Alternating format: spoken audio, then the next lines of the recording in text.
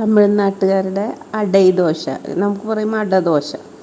സാധാരണ അരിയാണ് ഉപയോഗിക്കുക. നമുക്ക് കിൻവ വെച്ചിട്ട് ഡയറ്റ് ഫ്രണ്ട്ലി ആയിട്ട് എങ്ങനെ ഉണ്ടാക്കുക, അതായത് കാലറി കുറച്ചിട്ട് കൂടുതൽ മിനറൽസും കാര്യങ്ങളും കിട്ടാൻ. അപ്പോൾ ഇത്രയും ഇൻഗ്രീഡിയൻസ് ഉണ്ട്.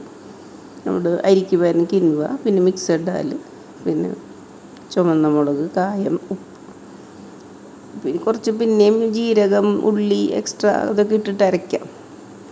അതൊന്നും ഇട്ടില്ലെങ്കിലും കുഴപ്പമൊന്നുമില്ല.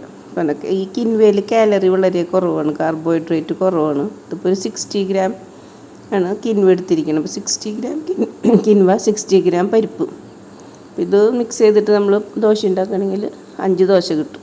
അപ്പോൾ ഒരു ദോശയിൽ ഏകദേശം ഒരു 55 കാലറിയേ വരുള്ളൂ. അപ്പോൾ നമുക്ക് ഒരാൾ 3 ദോശ കഴിക്കുകയാണെങ്കിലും കൂടി വന്ന് 200-ൽ താഴെ നിൽക്കുള്ളൂ. 3 ദോശ കൊണ്ട് തന്നെ വയറ് ഫില്ലാവും. അപ്പോൾ ഫെർമെൻറ്റഡ് അല്ല, അതുകൊണ്ട് പെട്ടെന്ന് തന്നെ ഡൈജസ്റ്റ് ആവുമൊന്നുമില്ല. അപ്പം അങ്ങനെ ഒരു ഗുണം ഈ അടൈ ദോശയ്ക്കുണ്ട്. അപ്പോൾ അടൈ ദോശ നമുക്ക് സാധാരണ ചട്നി കൂട്ടി കഴിക്കുക, ചമ്മന്തി കൂട്ടി, ഏത് ഇപ്പോൾ ടൊമാറ്റോ ചട്നി, കോക്കനട്ട് ചട്നി ഒക്കെ കൂട്ടി കഴിക്കും. അപ്പോൾ ഇതിന് കുറച്ച് പ്രോസസ്സ് ഉണ്ട്. ആദ്യം തലേ ദിവസം ഓവർനൈറ്റ് സോക്ക് ചെയ്യുക കിൻവയും നമ്മുടെ പരിപ്പുകളും. പരിപ്പിൻ്റെ കൂടെ മുളകിട്ട് സോക്ക് ചെയ്യണം. കിൻവയും ഇത് സെപ്പറേറ്റ് സോക്ക് ചെയ്തെന്ന് വെച്ചാൽ കിൻവ നല്ലോണം വാഷ് ചെയ്യണം, അല്ലെങ്കിൽ അതിൻ്റെ ഒരു കനപ്പ് വരും. വെളിയിൽ ഒരു സാപ്പോണിൻ എന്ന് പറഞ്ഞ കോട്ടിങ് ഉണ്ട്, അത് കളയണം. എന്നിട്ട് നെക്സ്റ്റ് ഡേ അരയ്ക്കുമ്പോൾ എല്ലാം നമ്മൾ കുതിർത്തിട്ടുള്ള പരിപ്പും മുളകും എല്ലാം ഇട്ട് അരയ്ക്കാം. അതിൻ്റെ കൂടെ ഉപ്പും കായവും ഇട്ട് അരയ്ക്കാം. ഉപ്പ് നമ്മൾ ഉപയോഗിക്കുമ്പോഴേ നമുക്ക് 3 ടൈപ്പ് ഉപ്പ് ഉപയോഗിക്കാം. അതിൽ പിങ്ക് സോൾട്ട്, നമ്മുടെ ടേബിൾ സോൾട്ട്, പിന്നെ നമ്മുടെ സീ സോൾട്ട്. ഇത് 3ഉം കൂടെ ഉപയോഗിച്ചുള്ള ഗുണം എന്ന് പറഞ്ഞിട്ടുണ്ടെങ്കിൽ എല്ലാവർക്കും അയഡിന് ആവശ്യമില്ല. അയഡിന് ആവശ്യമുള്ളവർക്ക് അയഡൈസ്ഡ് സോൾട്ടിൽ നിന്ന് കുറച്ച് കിട്ടും, പിന്നെ മിനറൽസും കിട്ടും. ഒരു സോൾട്ട് തന്നെ ഇപ്പോൾ നമ്മൾ അയഡൈസ്ഡ് സോൾട്ട് തന്നെ ഉപയോഗിക്കുന്ന അയഡിൻ കണ്ടമാനം ആഡ് ചെയ്തിട്ടുണ്ട്. അപ്പോൾ അയഡിന് ആവശ്യമില്ലാത്ത ആൾക്കാർ അയഡൈസ്ഡ് സോൾട്ട് കഴിച്ചിട്ടുണ്ടെങ്കിൽ അവർക്ക് പ്രശ്നമാണ്. അപ്പോൾ എല്ലാം കൂടെ ആഡ് ചെയ്യുമ്പോൾ എല്ലാം കുറവാണ് കിട്ടുള്ളൂ. അപ്പോൾ ഒരു കാര്യം ചെയ്യാൻ പറ്റും, ഈ 3 സോൾട്ടും കൂടെ മിക്സ് ചെയ്യും, ഈക്വൽ എമൗണ്ട് മിക്സ് ചെയ്തിട്ട് ഒരെണ്ണത്തിലിട്ട് വെച്ചിട്ട് നമുക്ക് എല്ലാ കറികളിലും അത് ഉപയോഗിക്കാൻ പറ്റും. അപ്പോൾ എല്ലാത്തിൻ്റെ ഗുണങ്ങൾ കിട്ടും ചെയ്യും.